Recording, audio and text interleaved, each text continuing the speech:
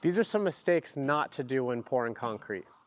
My biggest thing is not trusting this type of board with this much concrete weight, because this can move and make uneven concrete, whereas if you use house siding, it's going to totally stay in its form that you want it to stay in.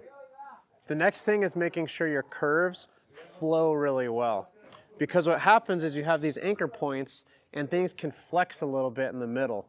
So you got to look at every possible angle and make sure all those curves line up really nice, and the customer's not going to complain later.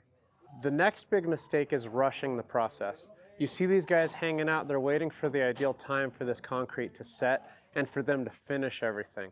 You cannot rush concrete. That's the number one thing that always goes wrong if you try to rush. Another big thing with concrete is the drainage. So we obviously have the perfect slope to drain water off of the patio, but we also got to think ice through. So we have this drain, and this drain would just equal ice on here nonstop during the winter months. So we put a drain in there that's going to go underneath the concrete and outward. That way clients aren't slipping on the ice. That way the water drainage doesn't have ice eroding at the concrete over the next few years. That's going to be a big successor of this concrete. Another big part of this concrete success long-term is going to be where we place all the joints. So think of this thing as one big potato chip.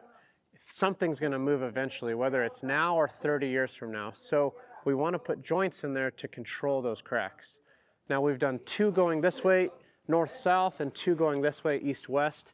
And the biggest point is this corner we have, which is obviously going to cause some sort of a pressure point over there. So we're going to put a joint over there as well. My last tip for you is just to keep things clean. You can see we put up this plastic to guard against the concrete splatter. We put up boards to guard against concrete getting on the other existing concrete. That way when we're done, we're done. We're not spending extra time and money cleaning up after the fact.